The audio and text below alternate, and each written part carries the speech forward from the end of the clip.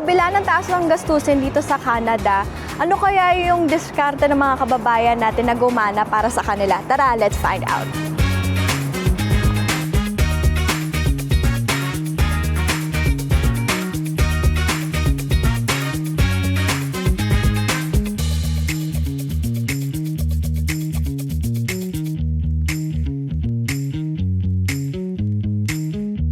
Ano po ba yung diskarte nyo para harapin ang high cost of living dito sa Canada? Nagpa-part-time ako, nag-Uber ako kapag may free time ako. Para kahit papaano kumita ako ng konti. Pero sa ngayon, sa mahal ng gas, hindi na ganun kalaki yung kinikita ko. Some of the expenses kailangan namin i-cut. Like yung sa paggabi na, pag natapos na yung lahat ng mga customer, kailangan i-off yung mga lights. I do like online selling, like Filipino foods, like empanada, pork barbecue, pork isaw, igado, kare-kare, or Filipino dishes. Yun ang ginagawa ko. Nag-online ako every weekend for my part-time. Compared noon sa ngayon, ilang percent po yung nataas na... Sa mga bilihin, parang 70% eh. Kasi dati yung $100 mo, marami ka na mabibili. Pero ngayon, $100 mo parang di mo pa mapupuno yung eco bag. Yung $100 mo, hindi katulad dati, marami ka nang nabibili, pero ngayon ang konti. O yung grocery a week, umaabot siya ng mga more or less 300, 400 a week. Yeah, grocery lang yun. Yung karne dati ang baba, mga $10 lang, na makakabili ka na ng ilang pound. Ngayon yung sa pork barbecue ko, 3 for $10. Ngayon tumaas. Ginawa ko na siyang $5 each. Kasi ang lakas ng tinaas ng cost of living. Lalong-lalo na sa mga markets. Nag-adjust lahat ng prices. Kumbaga, nahihirapan ka din mag-adjust kung saan natin kukunin yung pambili natin kasi tumaas lahat ng presyo. Ano po ba yung pinakamabigat na sakripisyo na nagawa nyo para po mabudget lahat ng finances nyo dito? Hindi ko mabili yung gusto ko minsan. Yeah, mga games lang, mga computer. Kagaya ngayon, bagong PS5. Siyempre, luma na rin yung ginagamit ko na PS4. Kahit na gusto ko isang bagay, siyempre unahin mo yung pamilya mo, lalo may anak ka na. So, kailangan mo rin talaga magtipid. Hindi katulad dati na 6 years ago, 8 years ago, kahit pa paano nakakaluwag-luwag ka, nakakabili ka ng kung anong gusto mong bilhin. Kailangan mo lang i-minimize yung spending mo, like shopping, ganyan. Shopping ng mga bag, shoes, ganyan. Kailangan mo siyang i-stop muna as of now. Yeah, kasi sa mahal yung mga bilihin. Sa pagtira ng bahay with my family, umalis ako sa bahay, mag-rent ng solo bedroom for me para ma-afford ko yung ano. Kasi ang taas hindi ko kayo mag-share sa family ko. So I separated myself to live here at Neptune. Naghanap ng one room para ma-afford ko yung rent na babayaran. Napaisip po ba kayo umuwi ng Pilipinas?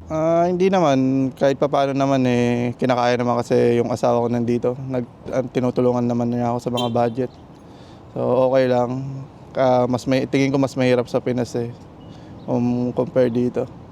Dahil marami namang opportunity dito, basta sipagan mo lang rin. Hindi naman. Kasi dito na kami nakatira Dito na yung life namin. No, ayoko umuwi. Gusto ko pa rin dito kasi dito nabibili ko lahat ng gusto ko Even though kahit $3 yung mga nabibili ko for my own. Ano po yung wish nyo kay Jeannie para gumaan yung pamumuhay niya dito sa Canada? Ano ba? Bawasan nila yung tax. Masyado mataas yung tax Tsaka bumaba yung mga bilihin para kahit pa paano mas kumita pa ako mas malaki yung masave ko. Tapos maraming trabaho mabuksan. Yung di kagaya ngayon napakahirap maghanap ng trabaho. So, yun lang, more opportunity para sa atin lahat. Yeah. Bigyan nyo lang ng trabaho yung mga tao para may ma-spend sila sa pang-araw-araw nilang pangangailangan. Yeah. At ng pupunta dito din sila sa salon para magpaayos din. Yeah, may pera sila, di ba? Pag may trabaho, may pera. Sana magkaroon ako ng full of dollars, full of work. Para magkaroon ako ng maraming dollars to help my family too. Ano na lang po yung pwede niyong maibigay na tip sa mga kababayan natin dito na may kaparehas na pinagdadaanan sa finances? Huwag kayong kukuha ng sasakyan, mahal. Hanggat kahit pa paano magtipid kayo. At yun lang, gamitin nyo yung bus. Mas maigi. Pero andito na may anak ako kaya kailangan ko na sasakyan. Punta ka dyan sa Value Village kung may mabibili ka magandang gamit. Try mo ibenta. Tsaka kahit pa paano makakoneksyon para makahanap ka ng tamang tao na tutulong sa'yo. Sakaling kailangan mo talaga ng tulong na maggawa ka ng business hanggat maaari. Minimize lang yung extra spending. Like shopping, like mga luho nyo. Kailangan silang mag-double job. Double job lang talaga. At saka tiyaga, determination, hard work, lahat gagawin. At saka kung ano lang yung kita mo, yun lang ang spend mo. Kailangan nating mag-online business para sa pangangailangan din natin everyday. Huwag tayong sumuko, laban lang sa hamon ng buhay. Whatever it takes na nandito. At least nandito na tayo. Labanan lang natin. Kailangan nating magpursige para mabuhay tayo. Matuto tayong makontento sa kahit na anong bagay. Kaysa umuwi tayo sa Pilipinas, mas mahirap doon. Mas okay pa rin dito. At least kahit dito, yung $1 mo may bibili ka pa rin isang sardinas. So, ang take ko naman for this episode is kung you're struggling, you really have to come up with another plan. Like, side hustle. Sa panahon ngayon, nagsisitaasan na nga talaga yung mga bilihin. And in order for us na ma-survive yun, kailangan din talaga natin humanap ng side jobs, ng part-time para makaraos at masustain yung day-to-day gastusin natin. And for us also, para hindi tayo masyado nahihirapan physically to find another job, kailangan din natin magtipid.